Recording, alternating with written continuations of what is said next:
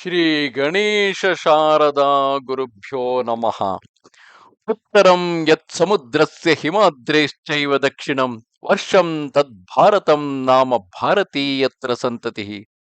Welcome to all for the session on Skanda Purana, the chapter 12 under the Kedar Khanda in Maheshwara Khanda of Skanda Purana. In the previous chapters, we have seen that there was an alliance established between Suras and Asuras, and together they decided to churn the milk ocean in order to extract back the gems which are lost in that ocean. And then Mahavishnu helped them to get the Mandaragiri as the churning rod and Vasuki as the churning rope. Both Suras and Asuras started churning the Milky Ocean. In the beginning, since they have forgotten to worship Gajanana and they also had forgotten Shiva, for that reason, Halahala or Kalakuta poison was generated, which burned the entire Brahmanda. But then Mahesha took the shape of the Linga and restored the whole world back to its state. And then they worshipped Gajanana duly and continued to churn the milky ocean. And with that, several gems have appeared back. And at the end, Mahalakshmi raised from the milky ocean and she garlanded Narayana, and Lakshmi Narayana joined together as the divine couple. And then later they continued to churn the Milky Ocean. Lomasha the Suta continued the story. After bowing down to Janardana, the Supreme Being, along with Rama, the groups of Suras and Asuras once again churned the ocean for the sake of nectar. From the ocean that was being churned came out a youthful person of very great fame known as Dhanvantari. He was the great conqueror of Mrityu, the death. He held in his hands a pot filled with nectar, while all the suras were gladly looking at the fascinating Lord Dhanvantari. Daithyas wanted to attack him and snatch away the pot of nectar that had been held in the hands of Dhanvantari. The excellent physician, surrounded by a series of waves, was advancing slowly when he was seen by Vrishaparva or the Bali Danava. The pot that was in his hand was forcibly taken by Vrishaparva. Thereupon, Asuras roared in a terrific manner, seizing and taking the pot filled with nectar. The impatient Daityas then went down to Patala. Then Devas became confused and embarrassed. They means the Devas, who were well prepared and ready for a battle, pursued them with a desire to fight. Turning towards the Devas, the Bali Danava spoke thus. The Bali said, O Devas, we are contented and gratified with the nectar only, because all other gems which were generated, they were either set aside or taken by the Devas, whereas the Daityas were interested only in that nectar. You excellent Suras, do go back quickly. Please go back to your Trivistapa, means the heaven, joyously. Of what avail are we to you? Now we don't need to have a relation between us. Formerly, we entered into a friendly alliance with you only because we wanted to realize our common objectives. Now it has been known to you. Do not have any doubt in it hereafter. Thus rebuked and repulsed by Bali, those excellent suras went back to Lord Narayana along the path by which they had come. On meeting him, all the suras whose desires were frustrated were consoled by Vishnu with various kinds of words capable of pacifying them. In this matter, do not be afraid unnecessarily. I shall bring back the nectar, said Lord Vishnu, refuge of those who are helpless. The slayer of Madhu, mean Vishnu, having asked all the suras to stay there itself, assumed the form of a charming lady Mohini and appeared before Daityas. By that time, Daityas had become highly excited and agitated. They spoke to one another about this. For the sake of nectar, all the Daityas began arguing with one another. While this was going on, fortunately, they saw a woman fascinating the minds of all living beings who had assumed the form of Mohini. They were struck with wonder, and with covetous eyes they startled at her. Honoring her, Bali, the king of Daityas, said, "O highly fortunate lady, this nectar should be properly distributed by you so that it can reach all. Be quick about it. Do as I request."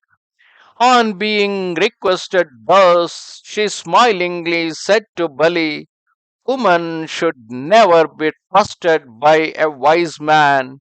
The following are the inherent natural defects of women: falsehood, daring, deception, foolishness, excessive greed, uncleanliness, and ruthlessness, lack of genuine affection, as well as mischievous cunningness should also be known as existing in them.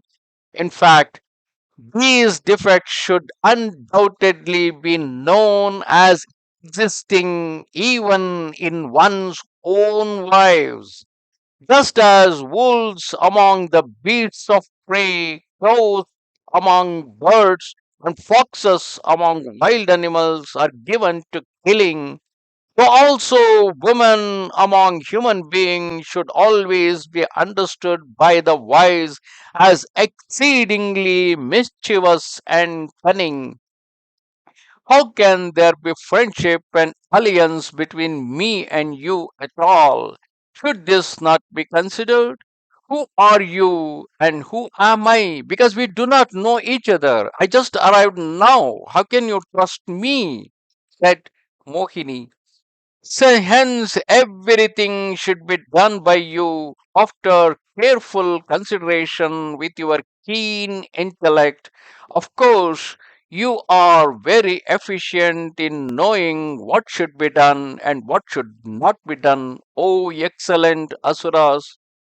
Bali replied back to Mohini, "Women mentioned by you are the uncivilized ones in the rural area. They have no culture and they are the favorites of the vulgar and rustic people. But, oh splendid lady, you are not one among those women mentioned by you. Why do you talk much? Do according to our direction." After Bali had spoken, Mohini said this, "O Lord, I shall follow your instructions whether they are good or bad." Bali said, "Today distribute the nectar among all in a befitting manner. We shall take what is given by you. It is true, I am speaking the truth." On being told thus, Goddess Mohini, who was auspicious in every aspect, spoke to all the asuras desirous of following the conventional propriety. The Lord in the form of Mohini said, by a stroke of good luck, all of you have become blessed and achieved your desired objective, O excellent Asuras. Do observe a fast today and let the preliminary consecratory rite of the nectar be performed. Something is yet to be observed with a desire for your welfare. Tomorrow you can have the parane, means a ceremonial breakfast post that fasting. Your desire for observances and worships is commendable. For the sake of propitiating Isha, the Vinyoga, or means the ceremonious disposal rites, should be performed by an intelligent devotee with a tenth part of the amount legally and justifiably earned by him. Saying, so be it, they all honored whatever was said by Devamaya, valued and not being very proficient and experienced, they did everything as advised by Devamaya. Very big, fascinating, lustrous, and rich mansions were built by the Asura Maya. Maya is a person like the Vishwakarma. He is a greatest architect among the Daityas. So he built wonderful, lustrous, rich mansions for the Asuras for the celebration. They sat in those abodes after taking bath and adorning themselves befittingly. Excited much, they placed a full pot of nectar in front of themselves. With very great joy, all of them kept vigil during the night. At dawn, they engaged themselves in taking early morning ablutions. After finishing all necessary daily routine duties, Asuras, the chief of whom was Bali, sat in rows in due order. They were eager to drink the nectar. The following were the important ones among the Daityas: Bali, Vrishaparvan, Namuchi, Shanka, Sudamshtra, Sim, Samhladi, Kalanemi, Vibhishana, Vatapi, Ilvala, Kumbha, Nikumbha, Prahlada, Sunda, Upasunda, Nishumba, Kumbha, Mahisha, Mahishaksha, the valorous Bidalaksha, the mighty Aram Chitsura, Jambhana, Vrishasura, Vibhahu, Bahuka, Gora, Goradarshana, Rahu, and Ketu, these and many other Daityas, Dhanavas, and Rakshasas sat there in due order.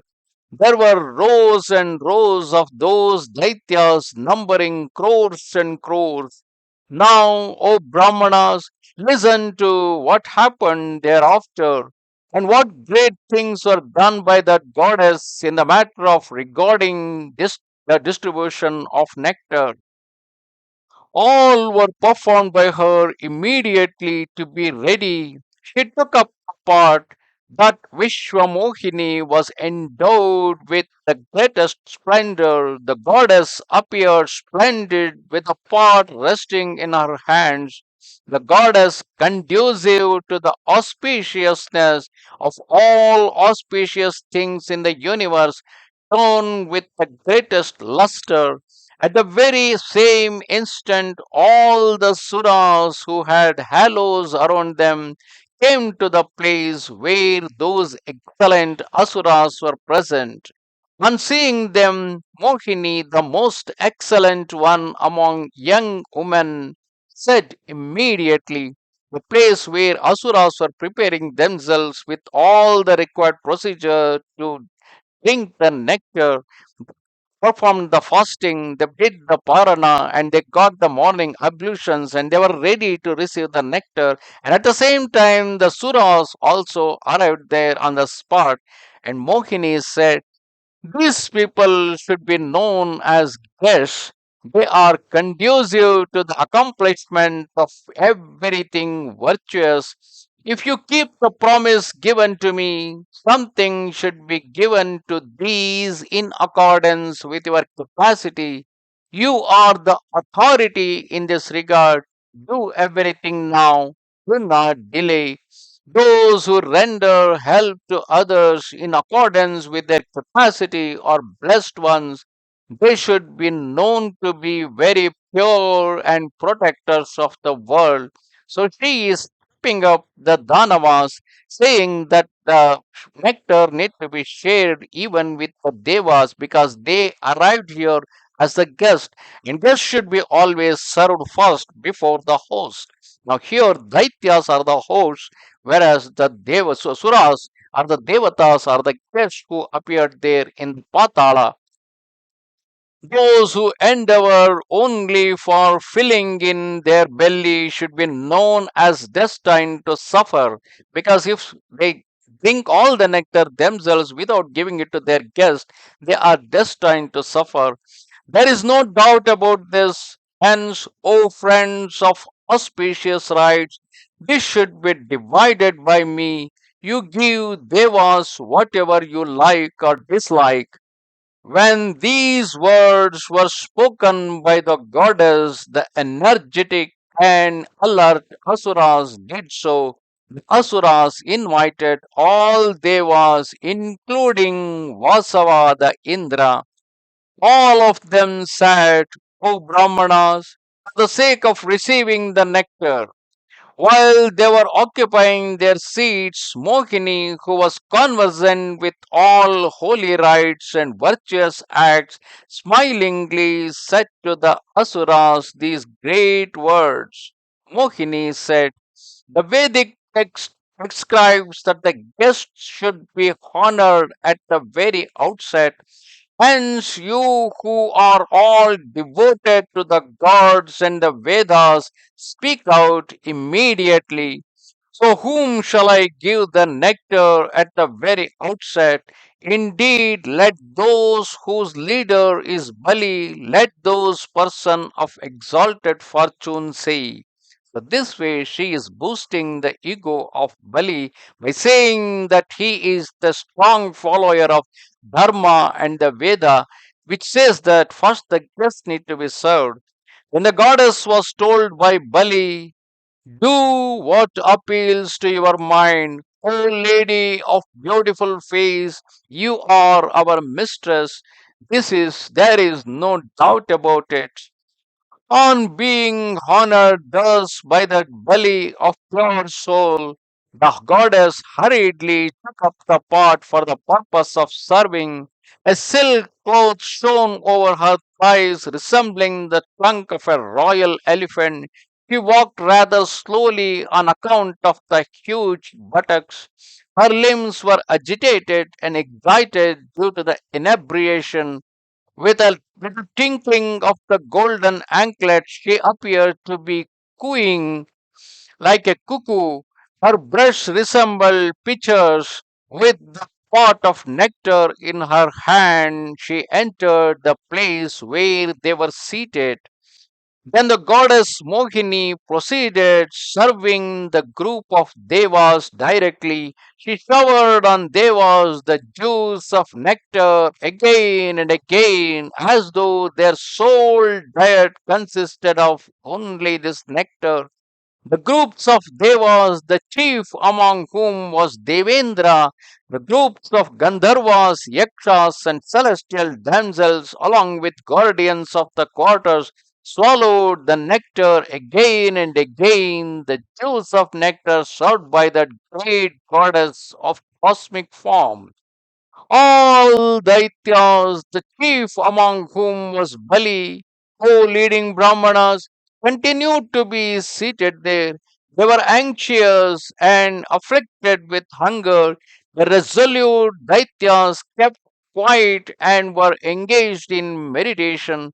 On seeing those Daityas in such a plight after resorting to a delusion, the two leading Daityas, Rahu and Ketu, assumed the form of Devas and hurriedly sat in the row of Devas for receiving the nectar. The exceedingly invincible Rahu was desirous of drinking the nectar.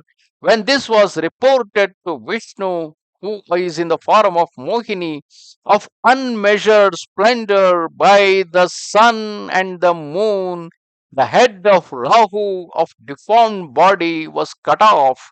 The head went up into the sky, the headless body dropped down on the earth. Rolling down, it crushed many mountains into smaller particles. The entire world, including the mountains, was reduced to fine dust.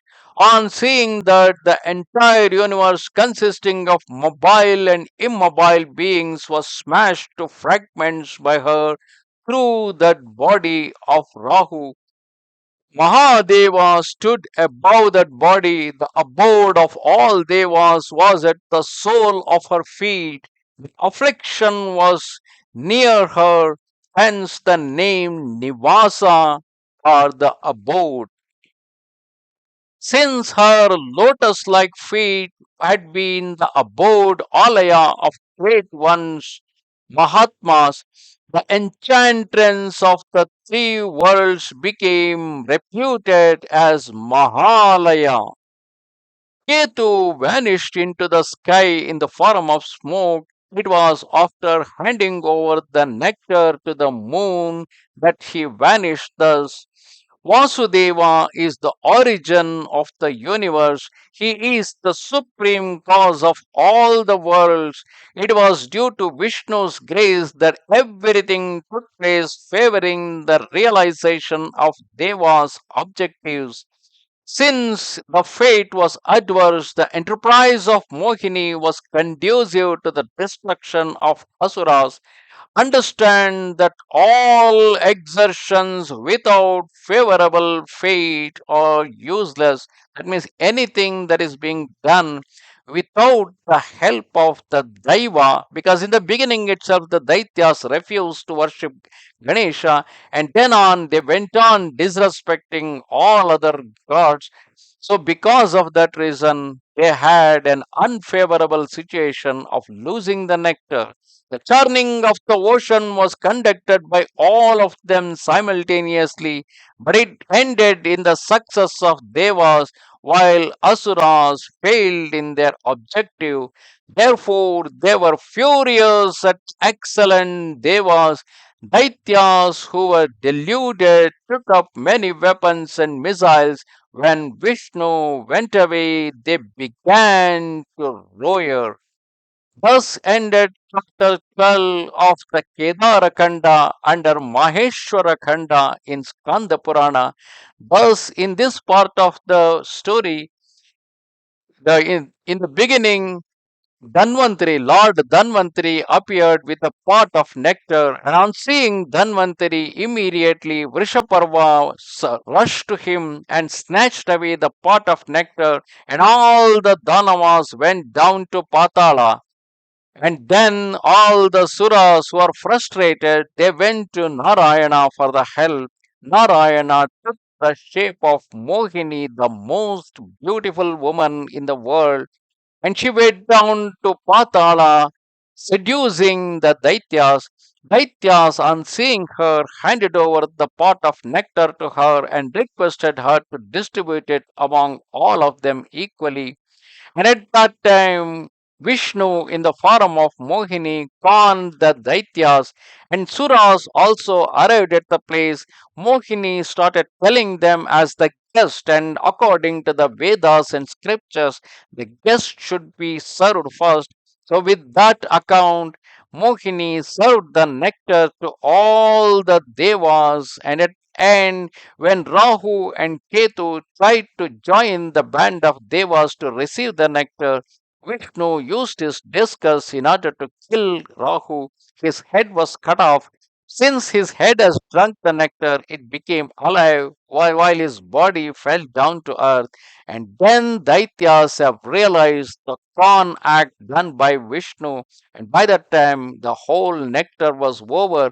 It was distributed among the Devas, and Devas have become immortal, and in the ensuing battle, Devas defeated the Daityas. Namaste Sharada Devi, Kashmira Puravasini, Twamaham Prarthaye Nityam, Vidya Danancha Dehime. Goodbye.